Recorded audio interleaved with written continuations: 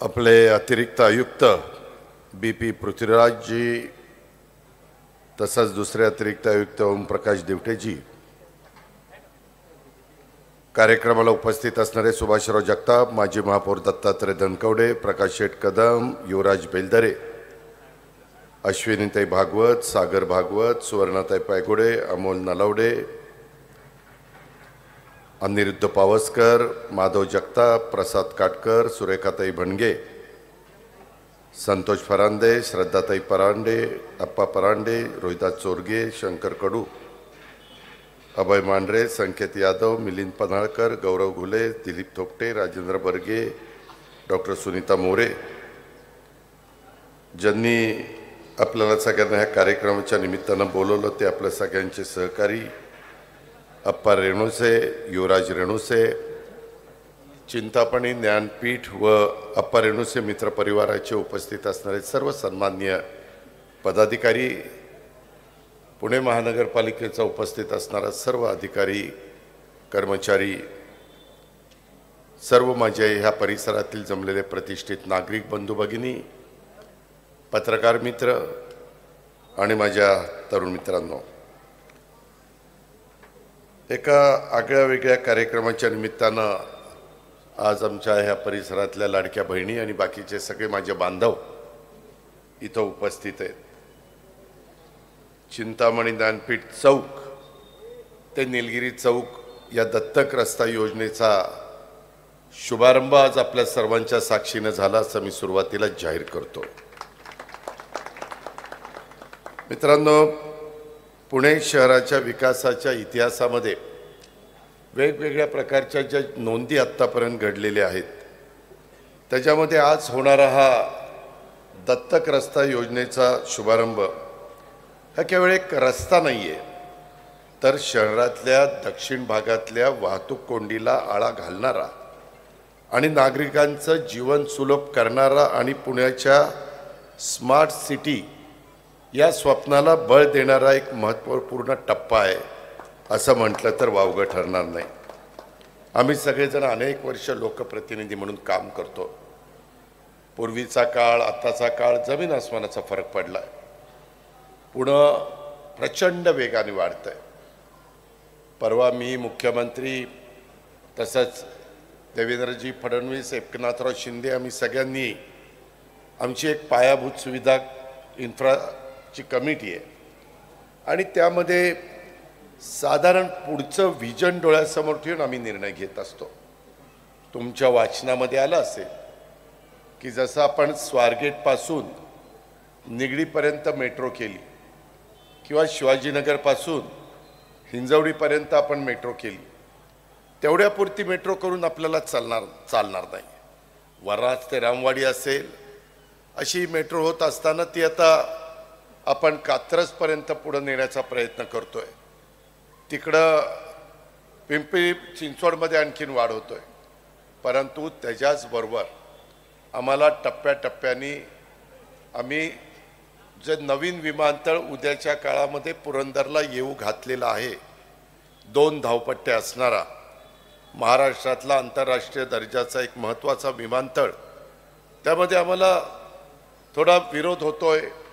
तिथले नागरिक म्हणतात की आमच्या जमिनी का घेतात, परंतु मित्रांनो, कुणी राज्यकर्ते असले तरी बळीराजाला नाराज करणं हे कुणालाच आवडत नाही। मी देखील एक शेतकरी आहे, समोर बसणारे अनेक जण शेतकरी कुटुंबातनं पुढे आलेले आणि त्याच्यामुळं ते काम करत असताना आम्ही साईट बघितल्या। आत्ताचं विमानतळ डिफेन्सचं आहे, ते त्यांना पाहिजे तेव्हा काही प्रॅक्टिस करायची असेल तर त्यांची उड्डाणं ज्यावेळेस चालतात तेही महत्त्वाचं आहे देशाच्या दृष्टिकोनातनं, त्यालाही आपल्याला निश्चितपणे मदत केली पाहिजे। परंतु इंटरनॅशनल एअरपोर्ट आता तुमच्या माझ्या पुण्यातले अनेक मुलं मुली, सुना म्हणा, मुलं म्हणा, जावई म्हणा, मुली म्हणा, हे परदेशामध्ये आहेत आणि फार मोठ्या प्रमाणावर त्यांचं जाणं येणं असतं। IT सिटी म्हणून आपली ओळख असल्यामुळं, ॲटो इंडस्ट्री आपल्याकडे असल्यामुळं, खूप मोठ्या प्रमाणावर गुंतवणूक आपल्या परिसरामध्ये येत असल्यामुळं चाकण असेल, तळेगाव असेल, रांजणगाव असेल, या सगळ्या भागामध्ये आता मोठ्या प्रमाणावर इंडस्ट्री येते. आता टुरिझमला आपण महत्त्व देतोय, तो प्रयत्न आपण करतोय आणि त्याच्यामुळं पुणेकरांनो आपल्याला हे सगळं मेट्रोचं जाळं अनेक ठिकाणी पसरवायचं आहे. आपलं पुण्याचं रेल्वे स्टेशन कमी पडतं, तिथं आता प्लॅटफॉर्मला जागा नाही आहे गाड्या उभ्या करायला, म्हणून आम्ही आता हडपसरचं नवीन रेल्वे स्टेशन सुरू करतोय. लवकरच ते आम्ही सुरू करणार आहोत. तेही आमचं काम चाललेलं आहे. सांगायचं तात्पर्य आपलं पुणे चहूबाजूंनी त्या ठिकाणी वाढतं आहे आणि त्यामध्ये ही सगळं वाढत असताना जी नवी गावं ती घेतली गेलेली आहेत, त्याच्यातले काही प्रश्न आहेत. मधल्या काळामध्ये अभय सगळ्यांना देतोय, त्याच्यातनं माझ्या नागरिकांना कसा त्रास कमी होईल हा दृष्टिकोन आपल्या पुणे महानगरपालिकेचा आहे. लवकरच पुणे महानगरपालिकेच्या निवडणुका येऊ घातलेल्या आहेत. साधारण 9 वर्ष होतील. 2017ला निवडणुका झाल्या, 22ला व्हायला पाहिजे होत्या, त्या आता 26ला होत आहेत. एवढे वर्ष नवीन कार्यकर्ता पण थांबून राहिला.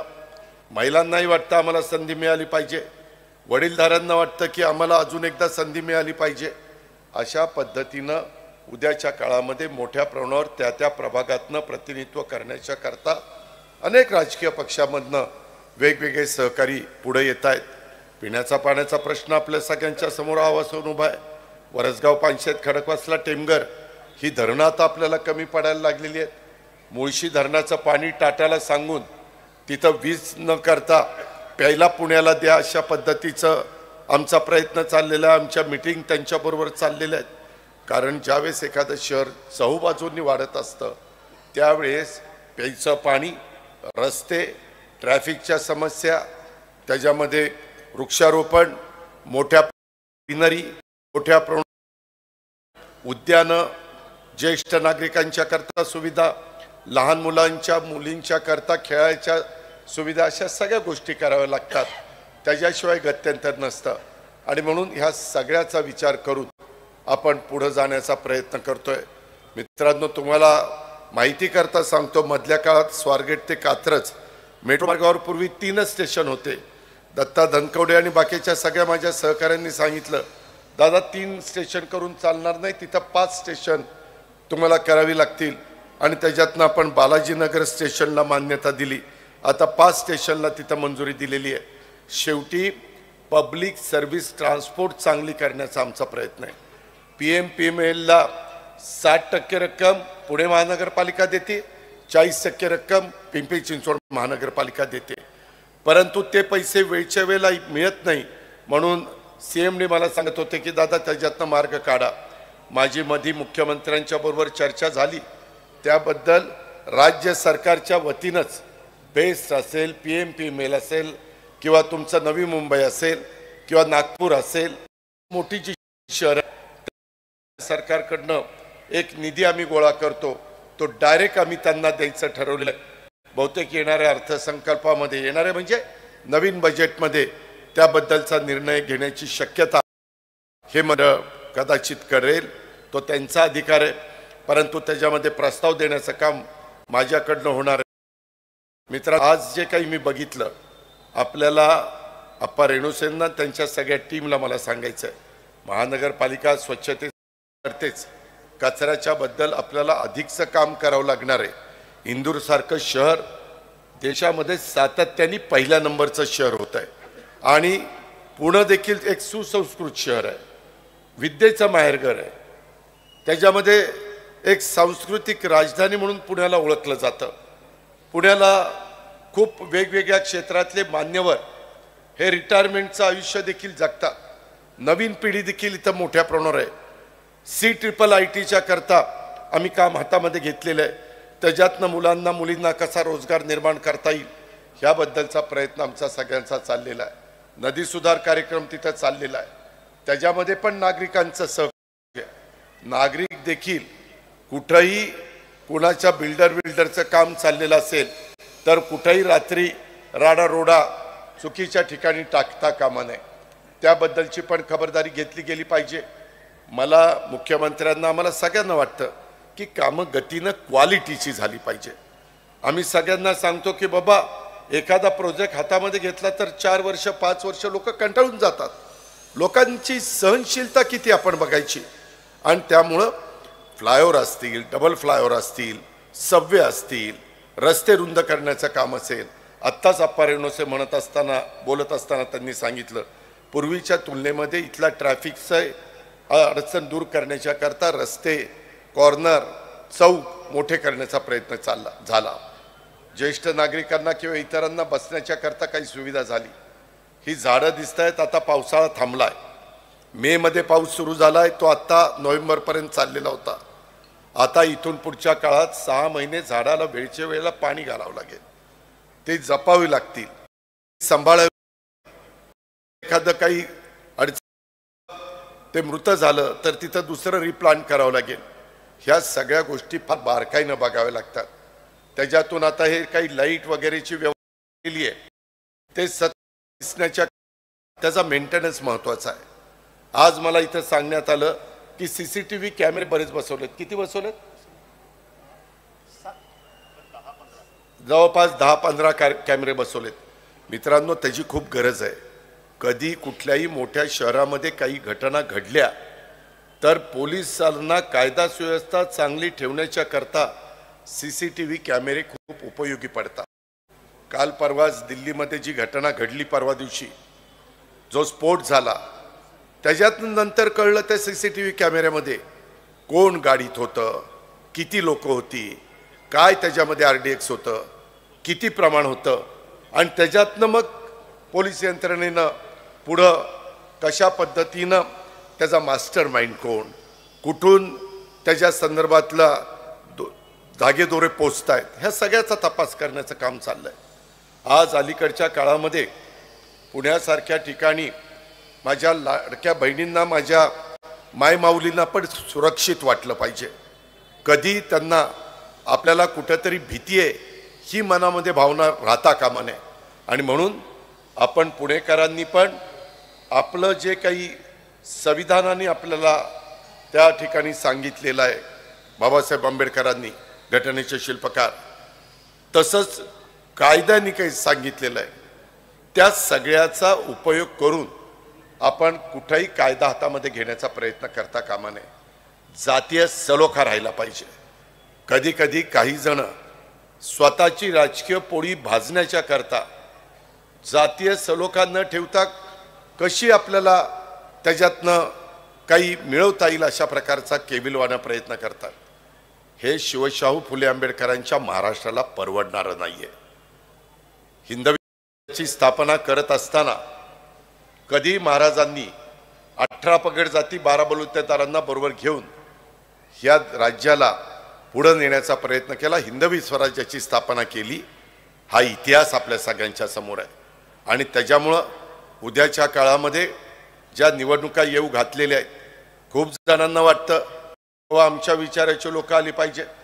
मित्रांनो, शेवटी तिथं कोण नेता आहे, कोणाच्या नेतृत्वाखाली त्या निवडणुका होत आहे। अडीअडचणीच्या काळामध्ये तिथं इथल्या भागामध्ये तर मोठ्या प्रमाणावर शिक्षणा वेगवेगळ्या इन्स्टिट्यूटचं जाळं आहे। मला आठवतंय पूर्वीचा कात्रजचा परिसर, माझ्या धनकवडीचा परिसर, आणि आता झालेले आमूलाग्र बदल। आज EV व्हेकल मोठ्या प्रमाणावर, इलेक्ट्रिक व्हेकल मोठ्या प्रमाणावर वाढत आहेत, ते कुणी थांबवू शकत नाही। मी दसऱ्याला किंवा आपल्या पाडव्याला ज्यावेळेस आढावा घेतो अर्थमंत्री म्हणून, एवढे मोठ्या प्रमाणावर तालुक्याच्या ठिकाणी पण वाहनं खपायला लागलेली आहेत। प्रत्येकजण स्वतःचं वाहन घ्यायला जातंय। आज तो त्यांचा अधिकार आहे, पण त्याच्यामुळं रस्ते कमी पडायला लागलेत, वाहनांची संख्या जास्त व्हायला लागली। आणि म्हणून मेट्रो, त्याच्या संदर्भामध्ये वेगवेगळ्या पद्धतीनं पब्लिक सर्व्हिस ट्रान्सपोर्ट, ह्याला आपल्याला अधिकचं महत्त्व द्यावं लागणार आहे। आज हार्डीकर सध्या त्यांच्याकडे चार्ज आहे PMCचा, पण ते बिहारची निवडणूक आहे, 2 दिवसात त्यांचं काउंटिंग आहे। मला वाटतं 14 तारखेला काउंटिंग झाल्यानंतर तिथनं ते मोकळे झाल्यावर 15 तारखेला ते येतील।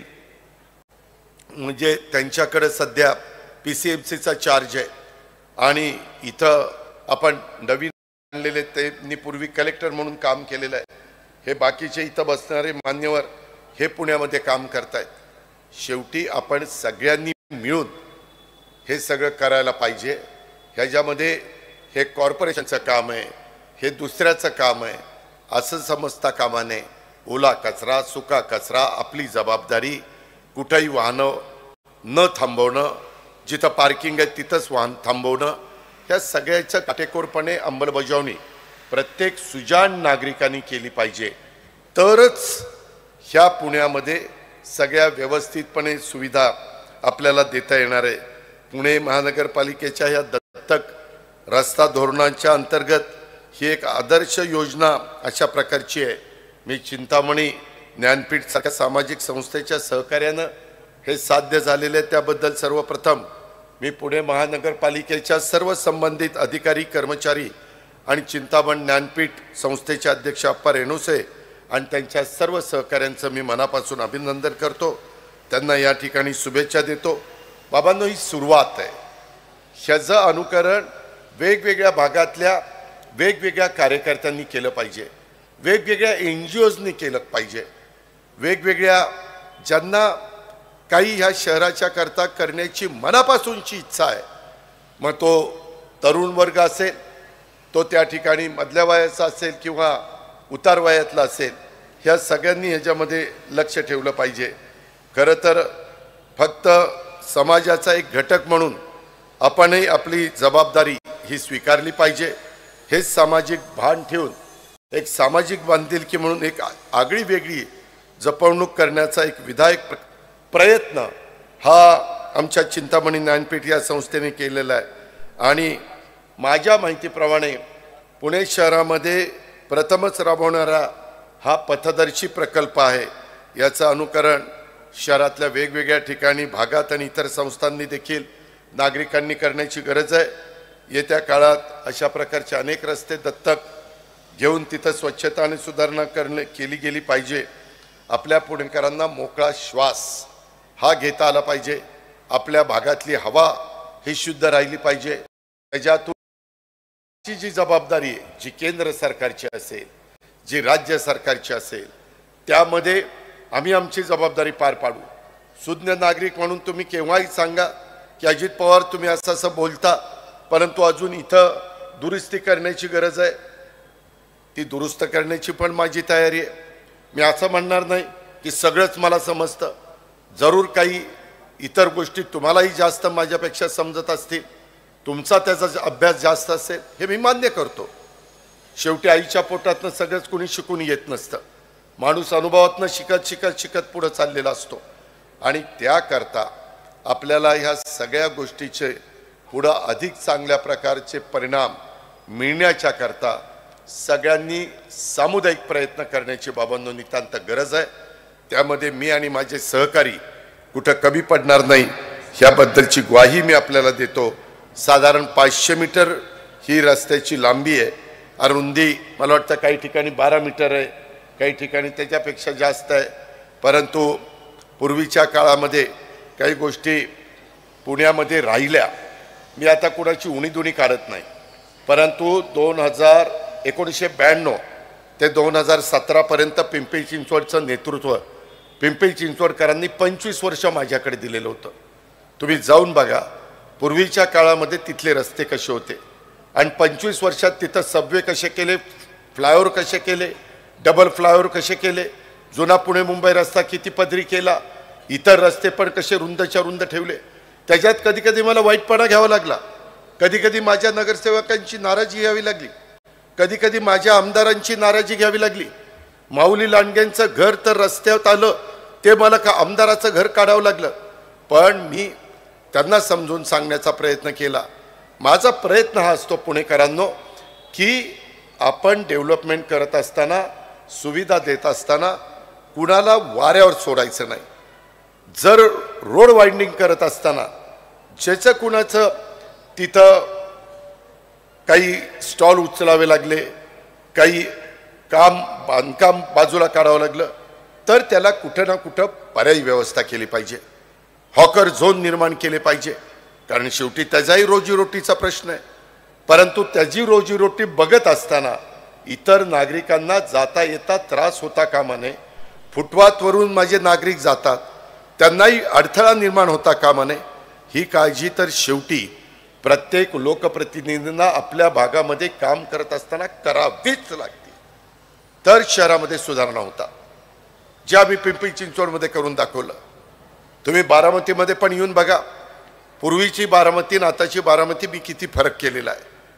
मी ज्यावेळेस ह्या सगळ्या अधिकारी लोकांना घेऊन बसतो, मग PMRD असेल, PMC असेल, PCMC असेल, PWD असेल, आमचे नॅशनल हायवे असेल, वेगवेगळे जे काही यंत्रणा आहेत त्यांनाही सांगण्या पाठीमागचा दृष्टिकोन माझा हाच असतो. प्रशासनाकडनं काम करून घेत असताना त्यांना मोकळीक पण दिली पाहिजे, परंतु त्यांनी पण पारदर्शकपणे काम केलं पाहिजे. अशा पद्धतीनं कटाक्षाने आमचा सगळ्यांचा प्रयत्न त्या बाबतीमध्ये असतो. ही गोष्ट विसरता कामा नये. पूर्वी धनकवडी ही ग्रामपंचायत होती, त्याच्यामुळे काय परिस्थिती धनकवडीची, ह्या इमारतीतनं त्या इमारतीत हात शेकँड देखील आपण करू शकतो. इतके आपले तिथले 2 इमारतीतले जवळीक आहे. अरे ती जवळीक उद्या ॲम्ब्युलन्स न्यायची म्हटलं तर कुठं देता. आता ड्रोननी तिथं डॉक्टर पाठवायचा, तिथं फायर ब्रिगेड न्यायचं म्हटलं तर कुठनं नेणार. ठीक आहे, आता मागचं काढत बसण्यात अर्थ नाही. आता आम्ही छोटे फायर ब्रिगेड मोटरसायकलवरनं देखील काही आग लागली तर इमर्जन्सी तिथं जाता येईल अशा प्रकारची व्यवस्था केलेली आहे. परंतु त्याचबरोबर आता इथून पुढं तरी आपण शहाणं बनलं पाहिजे. इथून पुढं देखील जो DP आहे तो आपण चांगल्या पद्धतीनं केला पाहिजे. मी नेहमी उद्याची 50 वर्ष डोळ्यासमोर ठेवून निर्णय घेण्याचा प्रयत्न फाईलवर करत असतो. बाबांनो, काळ वेळ कुणाकरता थांबत नसता. मी 91ला पिंपरी चिंचवडकरांनी मला खासदार केलं. आता 2026 येत आहे. 35 वर्ष झाली. बघता बघता 35 वर्ष तर गेली. 15 वर्षांनी 50 वर्ष होणार आहे. त्याच्यामुळं ज्या पद्धतीनं परवा आम्हाला प्रेझेंटेशन झालंय, 2050 साली तुमचं माझं पुणे, तुमचं माझं पिंपरी चिंचवड, PMRD एरिया आणि पुणे जिल्हा किती कोटीपर्यंत पोहोचतोय. 2 कोटी लोकसंख्या होतीये. 2 कोटी. विचार करा. साधारण 25 वर्ष आता एवढी लोकसंख्या होणार हे आपल्याला दिसतंय. टॉवर उभा राहायला लागलेले. त्या डेक्कन जिमखान्यावर आम्ही लहानपणी फिरायचो किंवा कॉलेज जीवनात फिरायचो त्यावेळेस एक बंगले होते. तिथं आता उंचच्या उंच इमारती झाल्या. एक फॅमिलीच्या ऐवजी 20-20 फॅमिली राहत आहेत आणि त्यांचे 20-20 फॅमिलीची वाहनं उभी राहत आहेत. करायचं काय. ह्या सगळ्या ज्या गोष्टी आहेत ह्याच्याकरता कठोर निर्णय घ्यावे लागतील. त्याच्याशिवाय आपल्याला गत्यंतर नाही. आणि म्हणून आता हे मुंबईमध्ये तुम्ही बघा, नुसते उंच उंच इमारती उभ्या राहत आहेत. परवा तर मी एका ठिकाणी गेलो, मुंबईतल्या एकेका फ्लॅटची किंमत 100 कोटी रुपये फ्लॅटची किंमत आहे. साऊथ मुंबईमध्ये 1.5 लाख रुपये स्क्वेअर फीट फ्लॅटची किंमत आहे आणि लोक घेत आहेत. म्हणजे हे कुठं त्या ठिकाणी चाललेलं आहे. आणि लोकांच्याकडे काहींच्याकडे पैसा आहे. आज पुण्याच्या पण फ्लॅटच्या किमती कशा झाल्या ते बघताय तुम्ही. अतिशय उत्कृष्टपणे काही बिल्डर सुविधा देत आहेत. रेरा आणल्यापासून फार सुविधा नागरिकांना मिळालेल्या आहेत. बिल्डरला पण नीटपणे काम करावं लागतं आणि तुम्ही फ्लॅट बुक केल्यानंतर तुम्हालाही वेळेत त्यांना फ्लॅट द्यावा लागतो. SRAच्या स्कीम आम्ही मोठ्या प्रमाणावर घेतोय. झोपडपट्टी विरहित शहर करण्याचा आम्ही प्रयत्न करतोय. त्याच्याकरता काही बाबतीमध्ये कठोर निर्णय घ्यावे लागतात. ह्या अशा सगळ्या गोष्टी बाबांनो इथं चाललेल्या आहेत. खूप काही गोष्टी तुम्हाला मला सांगता येण्यासारख्या आहेत. परंतु हा रस्ता जो तुम्हाला दिसतोय हा नव्या स्वरूपामध्ये अधिक आकर्षक, देखणा आणि सुशोभित बनवण्यात जो आलेला आहे. जिथं अंधार होता, जिथं आज पोलवरती दिव्यांचा लख प्रकाश हा आपला तिरंगा आहे, तसा तिरंगा त्या लाईटच्या खांबावर तुम्हाला बघायला मिळतोय. जिथं कचरा होता तिथं आता सुंदर झाडं लावलेली. मगाशी तुम्ही एक छोटीशी चित्रफित बघितली. स्वच्छ परिसर पाहायला मिळतोय. जिथं ट्रॅफिकमुळं अक्षरशः तुमचा सगळ्यांचा श्वास गुदमरायचा, तिथं आज भला मोठा स्वच्छ आणि देखणा चौक हा निर्माण झालेला आपण पाहतोय. CCTV, लाईट्स, वॉल पेंटिंग, सुशोभित झाडं, डस्टबिन, वाचनालय, रोज सकाळी भक्तिगीतांचा गजर, असं बरंच काही इथं साध्य झालेलं आहे. मी काही ठिकाणी असं केलं, काहींनी मला सांगितलं की दादा सकाळी भक्तिगीतच का लावता? म्हणलं काय लावलं पाहिजे? दुसरी जरा हिंदी गाणी लावा ना. आता काय म्हणायचं यांना? अरे म्हणलं कधीतरी ती भक्तिगीतं सकाळी सकाळी ऐका, नंतर तर तुम्ही ऐकताच हिंदी गाणी. परंतु काही काहींचे एवढे वेगवेगळी प्रकारची त्यांच्या अपेक्षा असतात, आणि कृपा करून डस्टबिनमध्येच कचरा टाका, नाहीतर काही पण कुठेही खायचं कुठेही टाकायचं असं करू नका. हे आपल्या सर्वांचं पुणे शहर आहे. आपण सर्वांनी ठरवलं तर ते स्वच्छ राहणार आहे. स्वच्छताची जबाबदारी ज्या आमच्या कर्मचाऱ्यांच्यावर, त्यांनी किती अहोरात्र काम केलं तरी देखील आपण देखील आपलं भान ठेवून वागलं पाहिजे. आम्ही नवीन नवीन मशिनरी आणतोय. आदर पुनावाला सिरम इन्स्टिट्यूट त्यानं पण मोठ्या प्रमाणावर आपल्याला CSR मधनं स्वच्छतेच्या संदर्भामध्ये मशीन्स उपलब्ध करून दिल्या. ते पण मदत करतात. अनेक लोक CSR मधनं मदत करतात, पण त्या मदतीचा पुरेपूर उपयोग आपण सगळ्यांनी करून घेतला पाहिजे. आणि अप्पासाहेब रेणुसे नेहमीच चांगल्या कामाचं समर्थन करत असतात, आणि त्या पद्धतीनं त्यांची पुढं वाटचाल चाललेली असते, आणि त्याच्यातूनच ह्या सगळ्या गोष्टी घडतायत. आपल्या इथं सांडपाण्याचाही प्रश्न आहे. आम्ही खूप STP प्लांट त्या ठिकाणी करतोय. आपल्या पुण्यातली नदी ही स्वच्छ चांगली आपल्याला वाहतं पाणी त्याच्यामध्ये पाहायला मिळावं, अशा प्रकारचा प्रयत्न आमचा सगळ्यांचा चाललेला आहे. मी आपल्याला सगळ्यांना सांगतो, आम्ही कामाची माणसं आहोत. शिवशाहू फुले आंबेडकरांची विचारधारा जोपर्यंत आमच्यामध्ये काम करण्याचा उत्साह आहे, आम्ही काम करू शकतो, तोपर्यंत कायम आमच्या मनामध्ये शिवशाहू फुले आंबेडकरांच्या विचारधारावरच आम्ही पुढे जात राहणार आहोत. स्वर्गीय यशवंतराव चव्हाण साहेबांचा आदर्श डोळ्यासमोर ठेवूनच आम्हाला पुढे जायचं आहे. आणि पुण्याच्या सर्वांगीण विकासाच्या करता जेवढा काही निधी लागेल तेवढा निधी कसा आपल्याला राज्य सरकारकडनं आणता येईल, अशा प्रकारचा माझा प्रयत्न राहणार आहे. निधीची कमतरता भासू नये अशा पद्धतीनं आम्ही सगळेजण पावलं उचलतोय. राज्य सरकार, पुणे महानगरपालिका, अशा अप्पासाहेब रेणुसांच्या सारख्या स्वयंसेवी संस्था यांना जर नागरिकांचा सक्रिय सहभाग मिळाला तर काय बदल घडू शकतो हे या योजनेतनं आपण दाखवून दिलेलं आहे. पुण्याला स्मार्टसाठी आपण विकास कामांच्या मध्ये असाच सर्वांनी सहभाग दाखवावा. आपला आशीर्वाद या पुढीलही काळामध्ये आपण द्यावा, अशाच प्रकारची विनंती करतो. आणि एकंदरीत ह्या कामाच्या सुरुवातीपासून हे काम पूर्णत्वाला जाईपर्यंत ज्या ज्या माझ्या महानगरपालिकेच्या अधिकाऱ्यांनी हे आपलं काम आहे, हे आपलेपणाची भावना मनामध्ये ठेवून त्यांनी सर्वतोपरी सहकार्य केलं. आणि बाकीचे पण हे ज्ञानपीठ, माझे चिंतपणी ज्ञानपीठ आणि बाकीचे सगळे माझे सहकारी इथं राबले, त्याबद्दल सर्व माझ्या जबाबदार नागरिकांचा, सुज्ञ नागरिकांचा मी मनापासून आभार मानतो. त्यांना मनापासून धन्यवाद देतो आणि आपल्या सगळ्यांची रजा घेतो. जय हिंद, जय महाराष्ट्र. आत्ताच दादांनी सांगितल्याप्रमाणे या दत्तक रस्ता योजनेच्या शुभारंभासाठी ज्यांनी महत्त्वाचं